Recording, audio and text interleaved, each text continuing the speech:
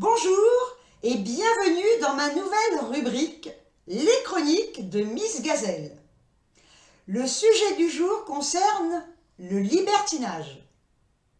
Le libertinage semble s'être démocratisé et touche de plus en plus de gens. Quelle est sa place aujourd'hui dans une société qui a connu la révolution sexuelle? Quelles sont ses pratiques et ses dangers? Alors, qu'est-ce que le libertinage? Le mot est issu du latin libertinus, qui signifie affranchi. Dès le début du XVIIe siècle, il désigne un épicurien.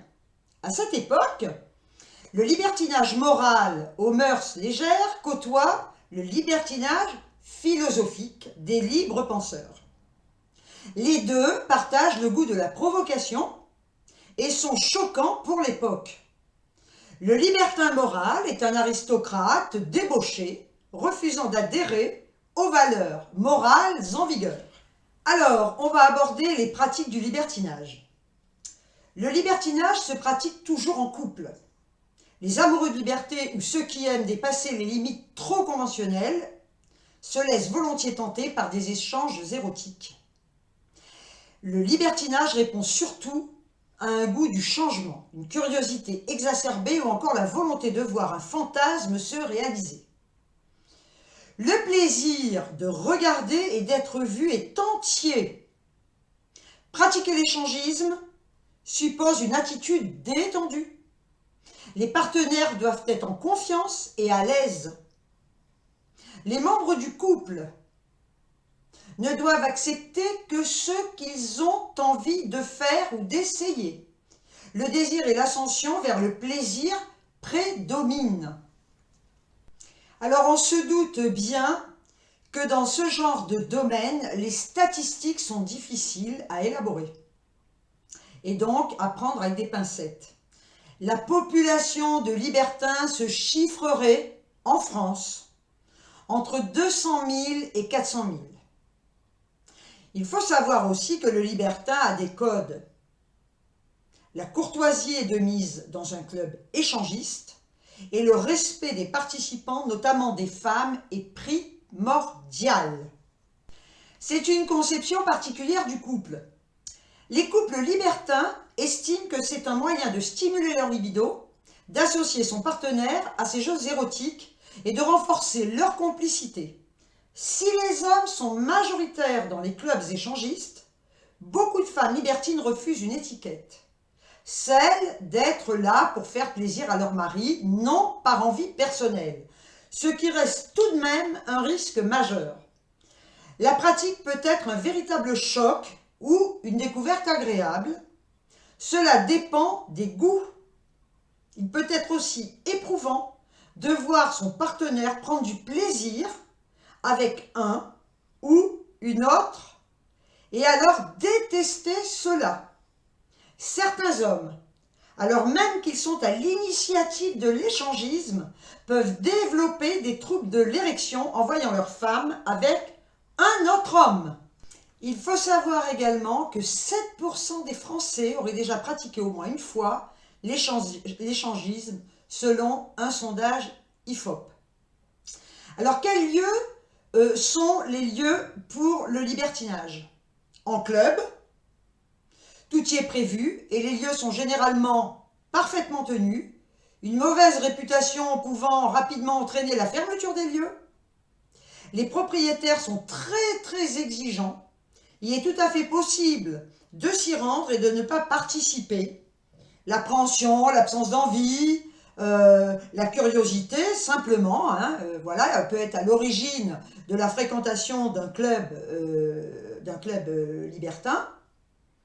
Et également, on peut pratiquer le libertinage à la maison, c'est-à-dire qu'on reçoit un couple contacté au préalable ou on se rend également chez un couple contacté au préalable. Alors par contre, il n'y a pas de fréquence pour le libertinage. C'est selon l'envie du moment, c'est peut-être pour essayer une fois, une tradition annuelle qui ravive le désir, ou tout le temps pour ceux qui n'arrivent plus à se contenter d'une relation avec un seul partenaire. Attention toutefois, le libertinage est difficile à supporter pour les caractères jaloux. et possessif. Pour ces messieurs, il n'est également pas toujours facile d'accepter qu'un homme ait de meilleures performances et puisse donner plus de plaisir à sa femme. Eh oui. Alors il est bon de savoir qu'il y a au moins un club échangiste par département. Alors c'est un phénomène qui prend de l'ampleur. Mais dans les faits, selon le sondage IFOP toujours, l'échangisme reste l'apanage d'une minorité qui y trouve occasionnellement la possibilité de booster son couple tout en alimentant les fantasmes d'une majorité. Il est, dans tous les cas, de moins en moins tabou et se démocratise. Alors il est quand même bon de savoir que d'après des dernières statistiques fournies par un sondage, la durée de l'échangisme serait en moyenne de 6 à 7 ans. Pourquoi finit-il?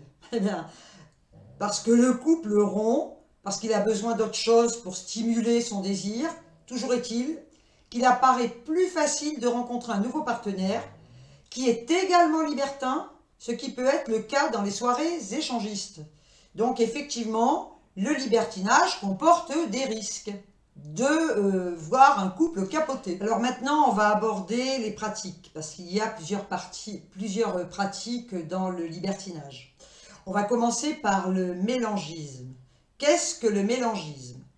C'est une variante de l'échangisme sans pénétration. Seules des caresses sont partagées. Les couples partagent les préliminaires avec des caresses, des attouchements réciproques, des baisers, des jeux érotiques, avant que chacun ne retrouve son conjoint pour les rapports sexuels. Les mélangistes, en effet, ne pratiquent pas la pénétration en dehors de leur couple. Alors ensuite, vous avez l'échangisme. C'est une pratique sexuelle qui consiste pour deux couples à échanger temporairement son partenaire pendant les différentes phases du rapport, en vue d'une relation sexuelle. Toutefois, des nuances sont parfois apportées s'il y a permutation et pénétration en dehors du partenaire régulier. Vient le triolisme. C'est une pratique particulière de la sexualité de groupe impliquant 3 partenaires, généralement un couple, auquel s'adjoint un 3e partenaire sexuel. Le triolisme implique une relation intimiste présentant une façon de redécouvrir le conjoint d'une manière différente en faisant intervenir un tiers. Il peut se pratiquer avec 2 hommes et une femme, 2 femmes et un homme, 3 hommes ou 3 femmes. Comme l'échangisme, la pratique n'est pas sans risque. Il peut être éprouvant de voir son ou sa partenaire dans les bras d'un autre ou une autre. Et le risque de surenchère vers des pratiques toujours plus excitantes et parfois à la limite de la légalité est bien réel. Pour les sondés, le triolisme permettrait non seulement de rompre la routine et de simuler le désir, mais aussi de favoriser la fidélité dans leur couple. Alors encore une autre pratique du libertinage, c'est le gangbang. Alors c'est une pratique sexuelle qui implique une personne seule face à plusieurs hommes dans des rapports sexuels divers. Le gangbang, tel qu'on le connaît dans la pornographie, est une sorte de surenchère poussant le sujet principal à se commettre avec le plus grand nombre d'individus mâles possible. Certains appellent cela un rodéo sexuel. La pluralité masculine est une pratique de plus en plus courante chez les couples. Un fantasme qui devient réalité chez certaines libertines voulant plusieurs hommes en même temps. Arrive enfin le côte-à-côtisme, ou côte-à-côte. C'est un nouveau terme pour une pratique qui existe depuis bien des temps, pourtant qui consiste à ce que des couples fassent l'amour à côté les uns des autres, sans échange de partenaires.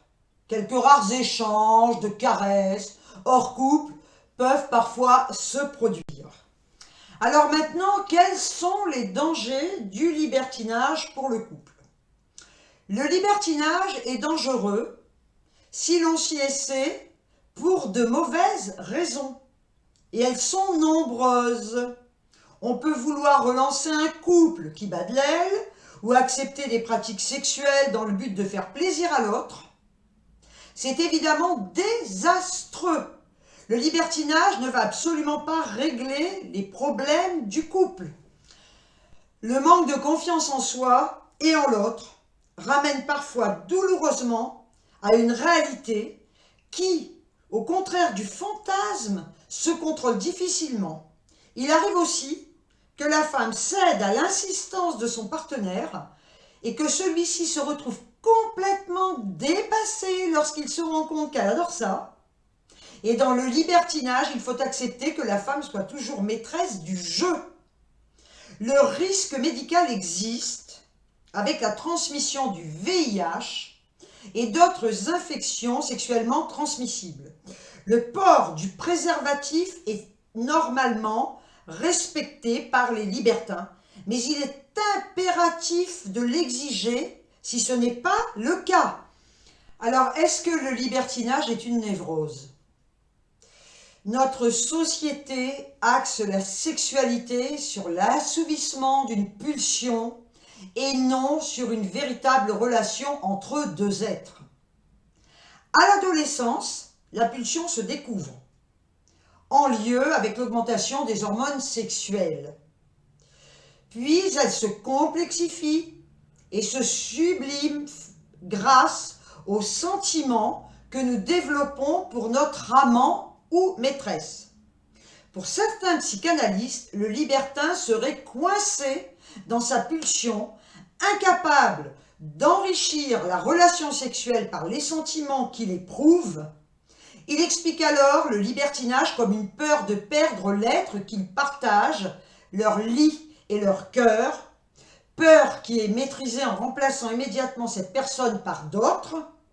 Enchaîner des relations sexuelles avec d'autres ne serait finalement qu'un moyen de minimiser la peur de perdre celui que l'on aime. Comme je le disais précédemment, voir sa partenaire prendre du plaisir avec un autre peut provoquer de la jalousie ou un sentiment d'infériorité. Certains hommes, même à l'initiative de l'échangisme, peuvent même développer des troubles de l'érection en voyant leur femme jouir avec un autre homme. Quant aux femmes, celles qui subissent le désir de leur homme et ne participent à l'échangisme que par amour, risquent fort d'être choquées ou dégoûtées. D'autres, par contre, peuvent y prendre un plaisir insoupçonné qui peut les éloigner de leur partenaire d'origine. Il faut faire très attention à l'addiction et à la perversion. Derrière le libertinage peut également se cacher un besoin de plaisir compulsif, dans le but de soulager une angoisse ou de combler un manque. Ces sex-addicts ne trouvent que peu de plaisir dans leur sexualité fébrile, centrée sous l'assouvissement de leurs besoins et non sur le partage et l'érotisme, mamelle d'une sexualité traditionnelle. Toujours plus de plaisir, toujours plus d'extase. Cette course à la jouissance a ses limites et flirte avec les perversions sexuelles, comme le sadomasochisme. Un libertin pervers utilise la sexualité comme une arme. Il manipule sa victime, il la fait souffrir, en lui faisant miroiter le plaisir suprême à travers des pratiques potentiellement dangereuses. Le libertin cherche à assouvir avant tout son plaisir le plus pervers à avilir sa victime. La limite est parfois floue lorsqu'on se laisse séduire par les sirènes du plaisir. Alors finalement, est-on libertin ou le devient-on ? Même si la sexualité évolue tout au long de la vie, il faut savoir quand même que certains sont faits pour cela et d'autres non. Être libertin, ce n'est pas quelque chose qui se fabrique. Alors, le libertinage, une redéfinition de la fidélité. Ces couples libertins ont dédramatisé la sexualité. Pour eux, mieux vaut le faire ensemble que derrière le dos de sa femme ou mari. Le concept de la fidélité diffère de celui des couples traditionnels. Mais pour d'autres, l'échangisme et infidélité, c'est du pareil au même. Le libertinage serait un simple prétexte pour ne pas se priver d'aventures extra-conjugales. D'autant que les couples fragiles qui tentent l'expérience sont souvent voués à l'échec. Il faut le savoir. Le libertinage n'est pas à mettre en toutes les mains et il peut détruire le couple si les règles ne sont pas respectées et si elles ne sont pas parfaitement définies. Alors pour clore ce sujet qui, je l'espère, vous aura intéressé, je vais vous donner quand même mon avis, qui m'est propre, hein, c'est mon avis personnel. Pour moi, les libertins sont dans une recherche effrénée de plaisir qui va crescendo et qui risque tôt ou tard de les perdre et de détruire toute estime d'eux-mêmes. Une fois que le seuil est atteint, car oui, on arrive toujours à un seuil, eh bien, que reste-t-il vraiment? Vers quel autre fantasme vont se tourner les libertins pour ressentir des sensations toujours plus fortes?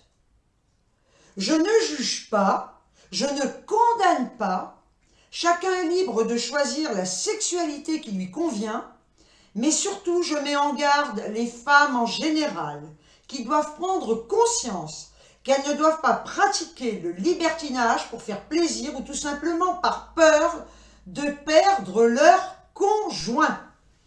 Il est très important de savoir également que certaines d'entre elles finissent en HP, car elles n'ont pas pu gérer l'engrenage dans lequel leur conjoint les a entraînées.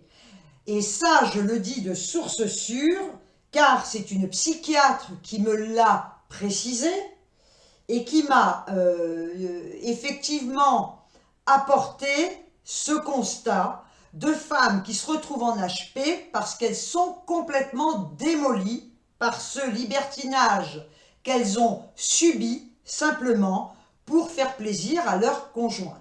Voilà, je vais terminer ce sujet en vous envoyant de gros bisous, en espérant qu'il vous aura intéressé, et je vous dis à très très vite pour une prochaine vidéo. Ciao ciao!